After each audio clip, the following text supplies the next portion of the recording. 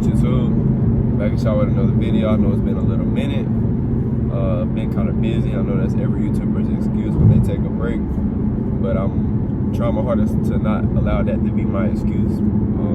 Yeah, without further ado, if y'all new to the channel, this channel is strictly about free game. Y'all gonna be putting me on game. I'm gonna be putting y'all on game. We're starting off this channel with credit specifically. It's gonna flower into like blossom into other aspects of, you know, free game. All right, so yeah, let's hop into the video. Though I don't want to have like a long ass intro. But yeah, this is kind of part 2 of the last video I made. It's kind of like a remake. The last one kind of flopped, so I'm hoping like this one will do a little better. And I'm gonna rename the title. This is gonna be step number 1 when you're trying to start your credit off. Like if you have 0 credit, let's say you just turned 18, or if you're 21 and don't know nothing about credit, you don't have anything started, this is gonna be step number 1. The next few videos that I'm gonna be making will be step number 2, step number 3, and so on and so on. So kind of like a sequence. But yeah, this is step number 1. Make sure I ain't leaking any information on this card. This topic is going to be about secured credit cards. Like I said, kind of like a remake of last video. This is a secured credit card, specifically with Navy Fed Credit Union. You know, I'm riding down Navy Fed. That's what I started with. That's what I've been growing with. I've worked with multiple institutions, and none of them can even come close to Navy Fed. So yeah, I'm gonna be vouching for these people throughout this whole journey that we're going through on this channel.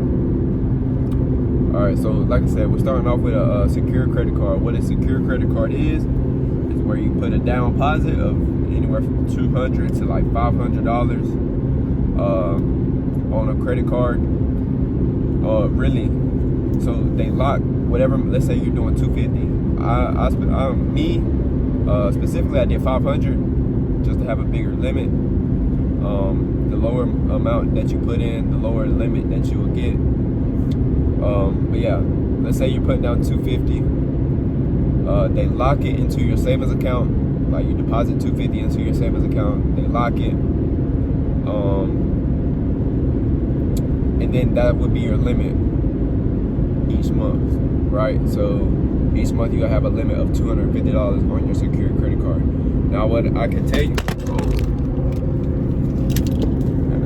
difficulties. My bad, y'all. But what I can say is, don't go over 30% of your limit, right?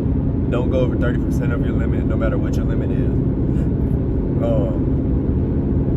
It just, if you go over that 30% mark, it just shows the bank that you're desperate for the money. You need the money. Like, you know, you don't want them to feel like you need them, right? Because once you feel like they need them, they're like, hold on, he's kind of pushing the limit a little too much. I don't really trust him with the bread, right?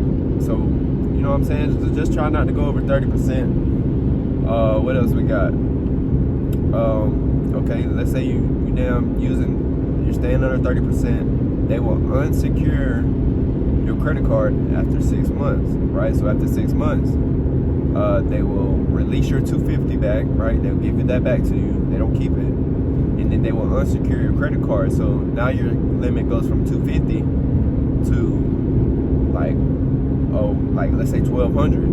They might boost it up to $1,200. It might be $800. That'll all determine on if you're making your payments on time, if you're staying up under that 30%. There's multiple factors of what they'll take into consideration when they unsecure your credit card, and when they will unsecure your credit card. I remember I had a homie that I used to work with. We did our secure credit card at the same time, and I got mine unsecured like 3 months before he did, because he had one late payment, right? It was like 2 days late, but it's still like it was a late payment. Mine was on time, under 30%. Everything good, everything was clean, right?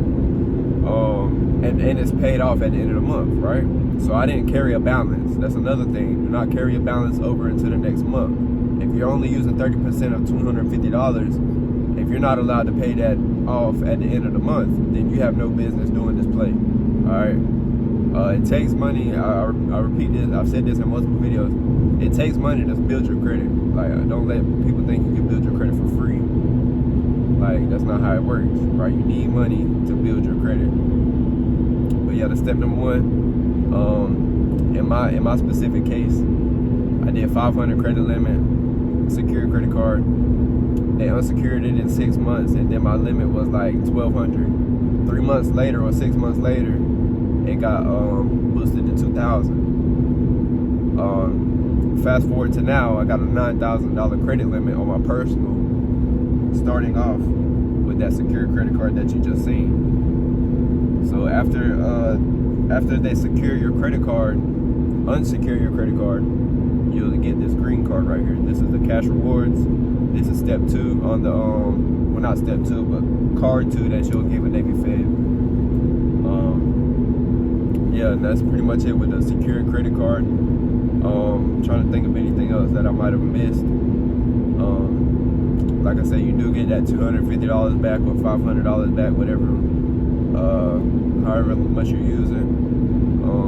Yeah, and that's just another thing that you can use this play with any institution that has secure credit cards. Like, it'll put your foot in the door.